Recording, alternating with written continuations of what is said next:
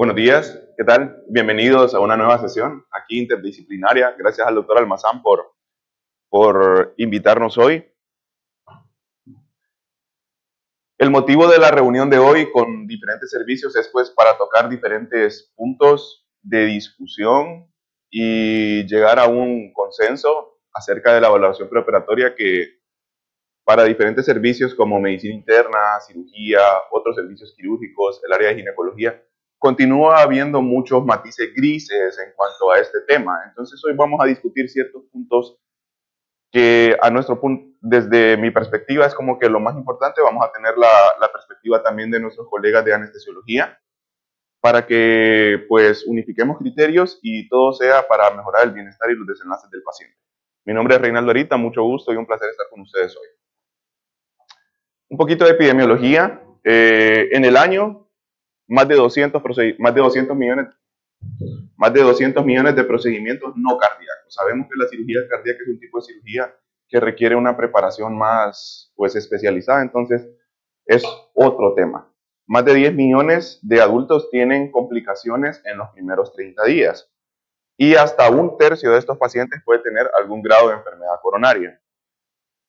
Menos porcentaje tiene complicaciones perioperatorias, solo 0.5 a 1%, pero las personas, y aquí es donde está la clave de prevenir todo esto, las personas que sobreviven a una complicación trans o posoperatoria doblan el riesgo de fallecer con respecto a los que no tuvieron complicaciones peri o posoperatorias. Y todo esto se debe a la respuesta fisiológica al estrés quirúrgico, que ya sabemos que está mediada por sistemas neurohormonales y el sistema nervioso, que no nos vamos a detener en eso. Ok, controversias. La primera, ¿a quién debe valorarse? Pues según el consenso de las sociedades internacionales, se debe valorar a todos los adultos mayores de 45 años con enfermedades crónicas y que se van a someter a un procedimiento que tiene un riesgo de complicaciones moderado o mayor. Moderado significa que tiene un riesgo de un evento cardiovascular mayor entre el 1 al 5%, según la clasificación de los procedimientos, o severo, que tiene un riesgo mayor al 5%. Aquellos pacientes que no tienen enfermedades crónicas, que no son mayores de 45 años y que se van a someter a un procedimiento menor, según las sociedades internacionales, no requieren valoración preoperatoria. Entonces, cuando uno tiene el primer contacto con un paciente que va a ser evaluado para una valoración preoperatoria, uno tiene una lista de ítems que revisar para asegurar el bienestar y asegurar que nada se le vaya a escapar. En primer lugar, y la primera pregunta es, ¿cuál es la urgencia de la cirugía? La segunda pregunta es, ¿tiene el paciente alguna condición cardíaca? Y si esta está estable o inestable. Evaluar el riesgo del procedimiento, evaluar la capacidad funcional, que la capacidad funcional, pues podemos hablar todo el día de eso, no es el propósito de la charla, y evaluar otras comorbilidades. Si hablamos de qué tan urgente es la cirugía, pues podemos encasillarla dentro de 5 elementos, pero al fin de cuentas, todas las sociedades internacionales, tanto de anestesiología como de medicina interna, como de cardiología, como de cirugía, coinciden en esta premisa. Si la cirugía es de emergencia o urgencia, proceder. No requiere valoración preoperatoria. Y caemos a la segunda controversia, y es que, por ejemplo, en los fines de semana en medicina interna recibimos 12, 15, 17 interconsultas para valoraciones, que son tal vez algunos procedimientos de emergencia. Y las sociedades internacionales establecen que los procedimientos de emergencia no requieren valoración preoperatoria, puesto que prima la vida, ¿no? Pero tenemos ciertas definiciones que es importante repasar. En primer lugar, se considera una cirugía, no sé si voy a hablar sin el micrófono. No sé si escucha mejor sin el micrófono. Sí.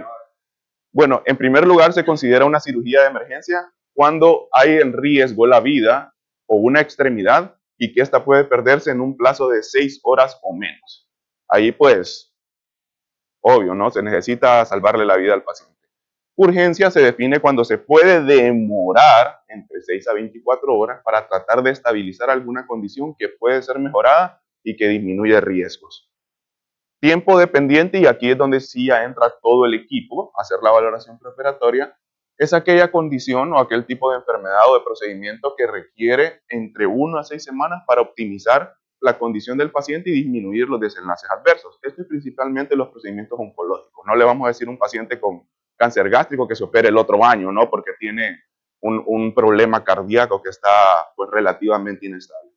Electivo es todo lo demás, ¿sí? Todo lo que puede esperar más de un año para ser intervenido, y de bajo riesgo, como les comenté previamente, es aquellos que tienen un riesgo de MACE o de evento cardiovascular mayor menor al 1%.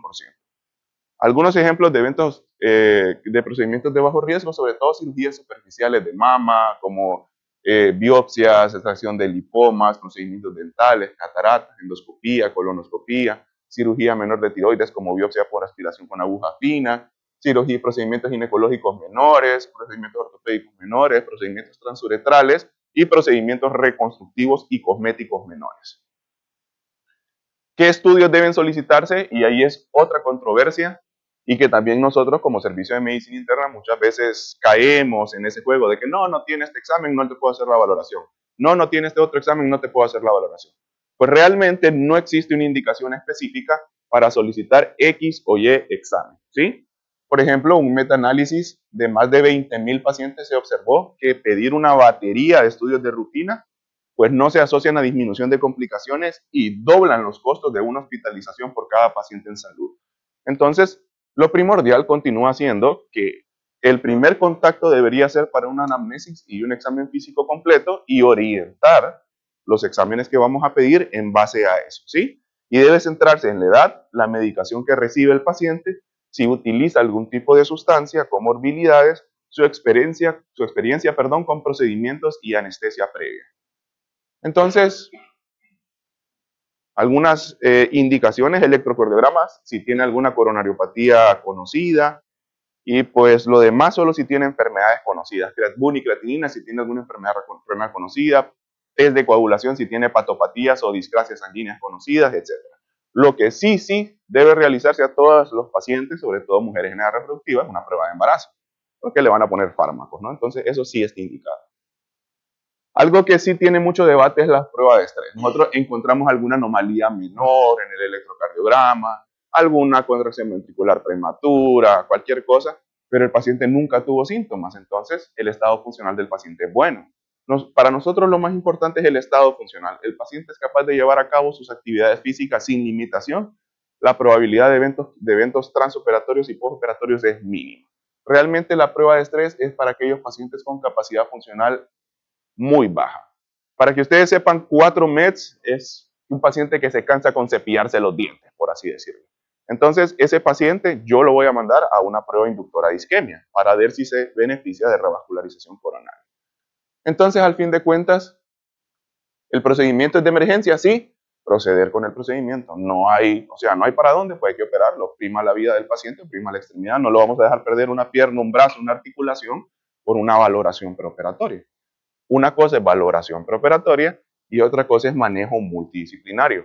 Yo con gusto puedo ayudar a ver la parte si el paciente está chocado, si el paciente tiene alguna descompensación metabólica, si el paciente tiene algún antibiótico que escogerse, pero valoración preoperatoria propiamente dicha dentro de la definición de la palabra, el paciente no requiere. La cirugía es de emergencia, ¿sí? Ok, y lo demás pues ya es más especializado, que se sale de los motivos de la clase. Otra controversia, otra controversia que caemos nosotros en el día a día es el manejo de la terapia antitrombótica en estos pacientes. Y esto es bien discutido porque caemos en aquella premisa de que no puede tomar ninguna INE en los últimos 7 días, no puede tomar aspirina en los últimos días, se puso enoxaparina ayer, no se puede operar. Entonces, ¿qué nos dice la evidencia científica acerca de esto? Ok. En primer lugar, hay que establecer cuál es el riesgo del sangrado y cuál es el riesgo trombótico del paciente y del procedimiento como tal. Por ejemplo, pacientes con alto riesgo de sangrado son aquellos que tienen un riesgo mayor al 2%, que tengan un sangrado que ponga en riesgo la vida a los 30 días. En general, cualquier procedimiento que dure más de 45 minutos tiene un alto riesgo de sangrado. Cualquier cirugía oncológica, cualquier cirugía ortopédica, cualquier cirugía plástico-reconstructiva mayor y cualquier cirugía de tórax. En pocas palabras, cualquier procedimiento que dure más de 45 minutos tiene un riesgo de sangrado mayor, ¿sí? Cirugías gastrointestinales, resección de pólipos de colon, gastrectomías, esplenectomías, cirugía intracraneal y anestesia neuroaxial o inyecciones epidurales, ojo, también tiene un alto riesgo de sangrado. Bajo a moderado riesgo, pues las que ustedes ven ahí, cirugías menores, histerectomía abdominal cae entre un riesgo moderado, ojo que esto también se puede complicar, ¿no? Depende de, pues, de la idiosincrasia de cada paciente, y el riesgo mínimo de sangrado, pues los que ya están igual. Ahora, ¿qué pasa con los pacientes que toman aspirina? Y este es un gran estudio que se publicó en 2014 en el New England Journal of Medicine, donde se asignó a más de 10.000 pacientes, 10.010 para ser exactos, que tomaban aspirina por cualquier razón, que sea a descontinuar la aspirina 7 días antes del procedimiento y tomar placebo a partir de una semana previa al procedimiento o continuar tomando la aspirina. Entonces se vio a ver si había alguna diferencia entre los pacientes que recibían placebo 7 días antes y los pacientes que tomaban aspirina 7 días después. Y pues para sorpresa, no hubo ninguna diferencia clínica en desenlaces y en sangrado mayor en los pacientes que recibieron placebo versus los pacientes que recibieron aspirina. Entonces, en pocas palabras, tomar aspirina no es inferior a darle placebo, en otras palabras, a retirar la aspirina en los procedimientos quirúrgicos. El único día que no debe ser dada la aspirina es el día quirúrgico, pero si el paciente toma aspirina por una razón debidamente indicada, tuvo un infarto, tuvo un ictus, tiene una enfermedad arterial periférica, etcétera, continuar la aspirina no se asocia a mayores eventos hemorrágicos y de hecho se asoció a mayores eventos trombóticos en los pacientes que fue retirado. Entonces, si ustedes ven este gráfico de Forest Plot, todos los outcomes, todos los resultados, todos los desenlaces que evaluaron, todos atraviesan el 1. Entonces, pues ni la aspirina fue mejor, ni el placebo fue mejor. Entonces, en otras palabras, pues no es inferior quitar la aspirina o dejar la aspirina, no hay diferencia clínica. Entonces, lo que concluye el estudio es que continuar la aspirina en los pacientes que la toman por una razón debidamente justificada es seguro independientemente se vayan a someter a un procedimiento menor o no. Más de 10.000 pacientes. Otra controversia que caemos nosotros y que es muy frecuente en nuestro medio es la terapia transfusional perioperatoria. Cómo manejar y cómo prevenir esta pérdida de sangre. Y nosotros tenemos 3 pilares fundamentales. En primer lugar, es la optimización de la masa de células rojas. Y ojo, optimización no es igual a transfundir, ¿sí? Ok. Segundo, reducción de la pérdida de sangre. Y tercero, optimización de la tolerancia fisiológica del paciente a la anemia. Pues la prevalencia de la anemia es más alta de lo que creen, inclusive en los países del primer mundo. Se reporta periprocedimiento hasta el 30% de los pacientes en Estados Unidos y hasta 28% en los pacientes en Europa.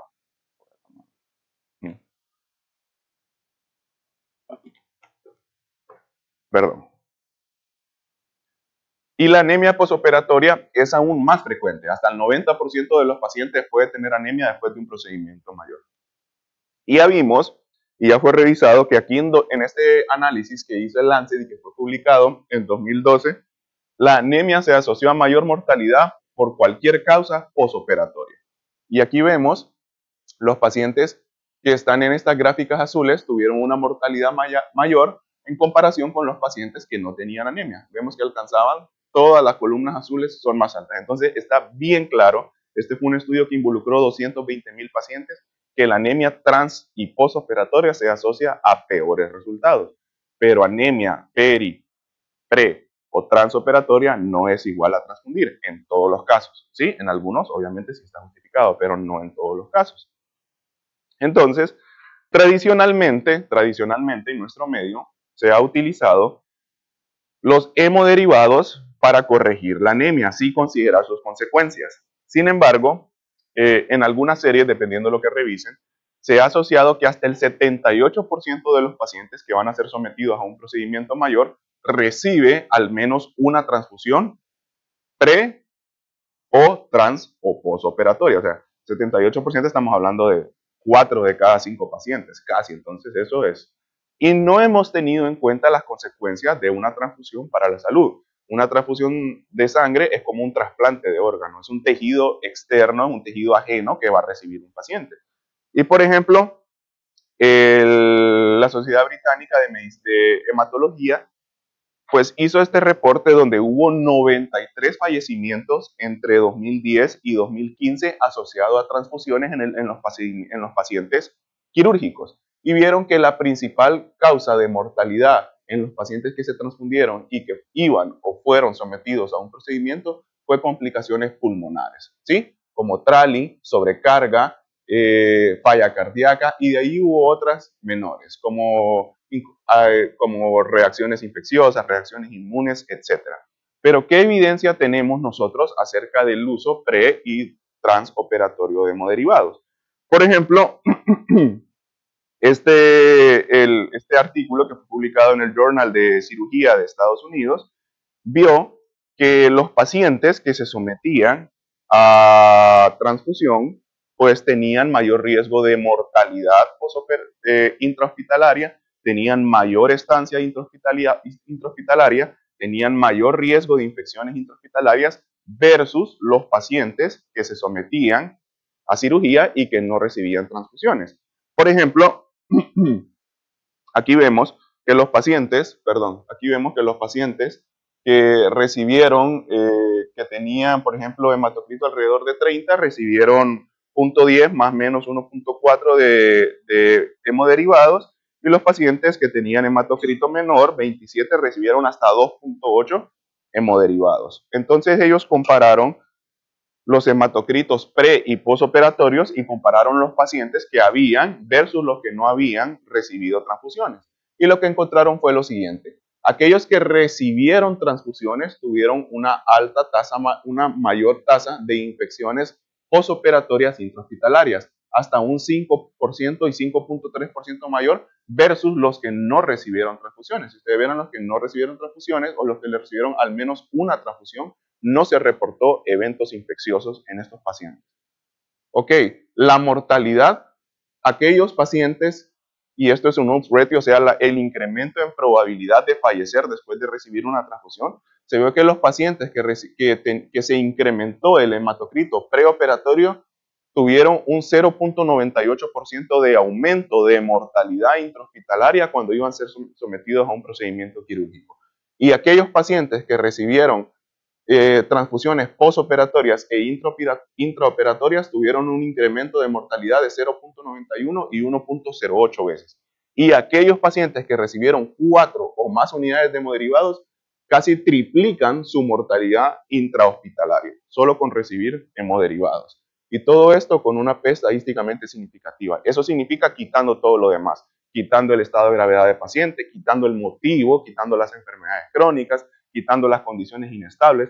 El simple hecho de ajustar la mortalidad a la recepción de hemoderivados se asoció a incremento de mortalidad intrahospitalaria, ¿sí? ¿Y qué más vieron estos cirujanos? Que el hecho de recibir 4 unidades o más hemoderivados, se asocia a casi un aumento de 10 veces el riesgo de infección nosocomial o intrahospitalaria. 10 veces, 10 veces. Y sabemos que la principal causa o una de las principales causas de mortalidad intrahospitalaria son las infecciones adquiridas en el hospital. Entonces, pero con el simple hecho de incrementar el hematocrito preoperatorio se asocia a un incremento de 1.03 veces el riesgo de infección e intraoperatorio 1.06 veces. Predictores de duración o prolongación de la estancia hospitalaria, por ejemplo, transfundir 4 o más unidades se asocia a 7.39 días más de estancia hospitalaria en los pacientes que reciben transfusiones. ¿Y cuánto dura una hospitalización por cada paciente? Por día, por 7 días, por un paciente. Ok, en Estados Unidos y en Reino Unido eso significa $6 millones por año por hospital para el sistema de salud, solo por transfundir a los pacientes pre y transoperatorio. Claro, hay momentos en los que está justificado, ¿sí? Pero esto es lo que refleja, ¿de acuerdo? Entonces, en resumen, reacciones hemolíticas inmunes, sobrecarga circulatoria, alteraciones pulmonares, infecciones, trali, mayor estancia hospitalaria, mayor mortalidad hospitalaria y mayores costos por hospitalización. Pero, ¿y entonces solo eso? ¿Solo infecciones? ¿Solo mortalidad? No.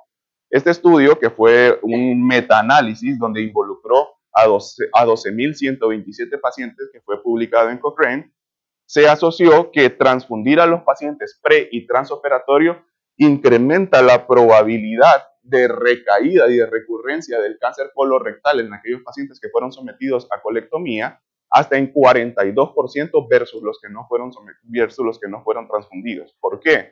Porque introducir una célula ajena pues causa disregulación del sistema inmune y ya sabemos que la génesis de las neoplasias pues está muy involucrada el sistema inmune. Entonces, no solo es infecciones, no solo es mortalidad, también se ha asociado a la recurrencia y recaída de diferentes tipos de cáncer en los procedimientos oncológicos. Pero es fácil venir a hablar de lo malo. Eso es fácil, ¿no? Solo es de leer. Pero entonces, ¿qué hacemos? ¿Cómo mejoramos los resultados de los pacientes? Pues hay que recordar los 3 pilares que les dije al inicio. En primer lugar, optimizar la masa de glóbulos rojos. Optimizar la masa de glóbulos rojos no es igual a transfundir. Es fundamental detectar la etiología de la anemia, ¿sí? La etiología de la anemia es fundamental. Darle ácido fólico, darle sulfato ferroso a los pacientes no es tratar la anemia. Lo primero que hay que hacer es detectar la etiología de la anemia y recordar que el 50% de las anemias a nivel mundial son por déficit de hierro, ¿sí? ¿Qué opciones tenemos aquí? Hierro intravenoso, ojo, intravenoso y eritropoyetina recombinante humana. ¿Por qué intravenoso? Esto tiene una explicación. La mayoría de pacientes que nosotros vamos a someter a un procedimiento quirúrgico tienen alguna condición inflamatoria crónica. Son hipertensos, son diabéticos, tienen VIH, tienen insuficiencia cardíaca, tienen enfermedad renal, están con un trauma, están con una quemadura, ¿de acuerdo? Entonces, todas estas son enfermedades inflamatorias. Bueno, todas las enfermedades son inflamatorias, pero en las enfermedades inflamatorias hay un fenómeno por el cual el hierro intestinal no se absorbe, ¿sí? Por sí solo, en condiciones normales, solo se absorbe el 10 al 15% del hierro que nosotros nos tomamos. Entonces, si realmente le calculáramos el déficit de hierro a los pacientes, y suponiendo que los pacientes tienen mínimo 500 miligramos de hierro, tardaríamos 4, 5, 6, un año en corregir la ferropenia de estos pacientes, cosa que no sucede con el hierro intravenoso. Entonces, lo que sucede es esto.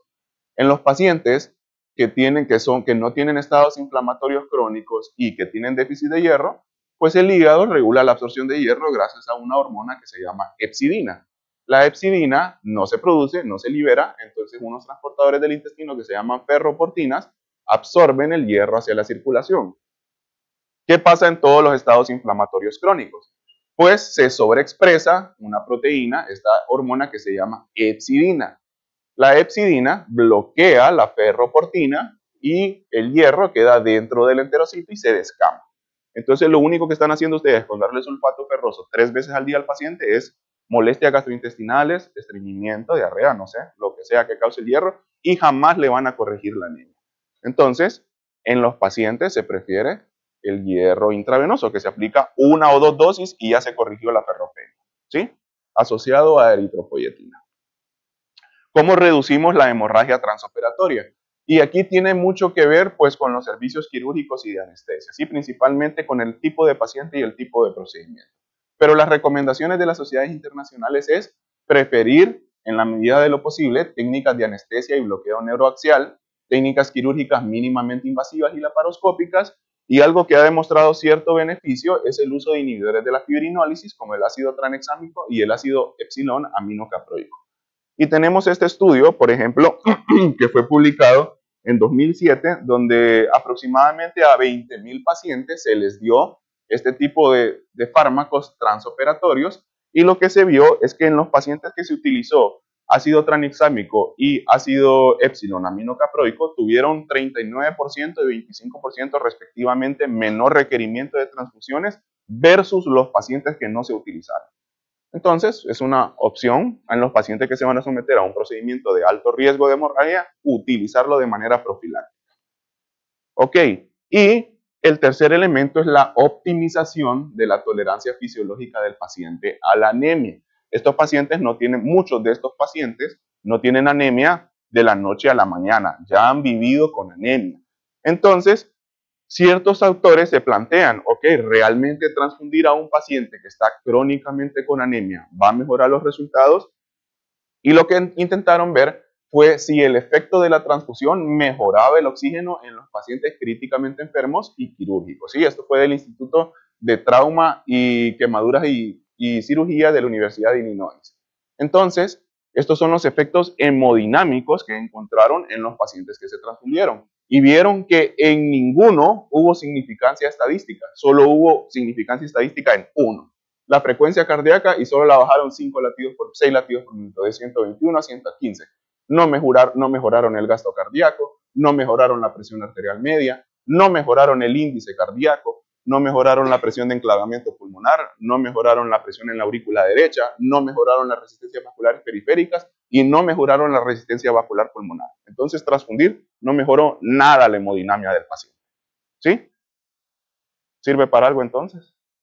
Pero más aún, ¿cuáles fueron los efectos en el transporte de oxígeno? Porque al fin nosotros transfundimos para mejorar el aporte de oxígeno y optimizar la oxigenación de los tejidos.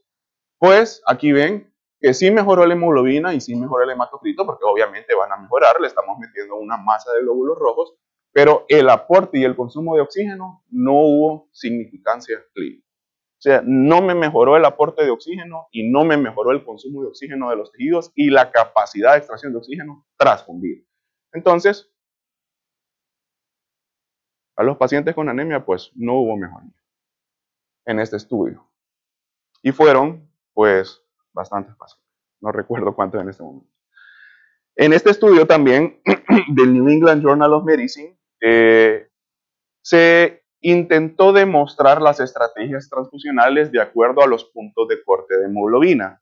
Aquí lo que se hizo fue que se estudió, se asignó 420 pacientes a recibir hemoderivados para intentar si la hemoglobina era menor a 10, o sea, intentarla llegar a 10. Eso se llamó grupo de transfusión liberal, que aquí pues ha surgido esa premisa de que la hemoglobina debe estar en 10 y se asignó un grupo a ser pues más restrictivos, transfundir para intentar llegar la hemoglobina a 7 o solo si la hemoglobina estaba menor a 7. ¿Y qué fue lo que se vio? Uno lo llamaron grupo liberal para el que estaba hemoglobina menor a 10 y el otro lo llamaron grupo restrictivo, el que estaba menor a 7. ¿Y qué encontraron estos autores? Que no hubo significancia estadística, o sea, transfundir de manera restrictiva no fue inferior a transfundir de manera liberal, e inclusive transfundir de manera liberal, o sea, en otras palabras, utilizar hemoderivados para cuando la hemoglobina es menor a 10, se asoció de manera clínicamente significativa a mayor disfunción orgánica, sobre todo cuando se cambia desde su línea de base, o sea, desde el momento en que el paciente entra al hospital hasta el momento en que se transfunde, este paciente desarrolló disfunción orgánica que no tenía asociada a la transfusión. De ahí no hubo significancia, o sea que a los pacientes les fue igual si se transfundían menos de 7, si se transfundían menos de 10. O sea, transfundirlos menos de 7 no es peor a transfundirlos menos de 10. ¿Qué pasa con la supervivencia de los pacientes? Ustedes vieron que los pacientes a los que se transfundió cuando tenían hemoglobina menor a 10, tuvieron unas tasas de supervivencia menores a aquellos que se transfundieron cuando tenían hemoglobina menor a 7. ¿Sí? Pero ¿qué más entonces? Aquellos pacientes que se transfundió con hemoglobina menor a 10 tuvieron más complicaciones cardíacas con P estadísticamente significativa como infarto del miocardio y edema pulmonar. O sea que no solo no hay significancia en cuanto a resultados buenos, sino que transfundir para llegar a la hemoglobina 10 o cuando la hemoglobina es menor a 10 se asocia a mayores complicaciones cardiopulmonares con una P estadísticamente significativa. Entonces, de ahí surgen las recomendaciones que establecen las sociedades británicas y las sociedades estadounidenses. NICE recomienda no transfundir a menos que el paciente esté inestable desde el punto de vista hemodinámico o que tenga hemoglobina menor a 7 en el contexto de una enfermedad crítica, no en un paciente estable, no en un paciente que tiene anemia crónica, no en un paciente que va a ser sometido a una cirugía electiva, ¿sí? Y en caso de que se demuestre enfermedad coronaria, se recomienda elevar la hemoglobina como mínimo entre 8 a 10, tratando de ser un poquito más restrictivos, ¿sí? Entonces las conclusiones de estos pequeños puntos que les he traído es que sobre todo para todos, es que la revisión y capacitación continua, así como el tratamiento multidisciplinario, donde se involucran todos los pacientes, mejora los desenlaces, evita complicaciones y disminuye costos. Y es importante revisar la literatura clínica porque se deben abandonar prácticas obsoletas que han demostrado ser deleterias para el bienestar integral del paciente.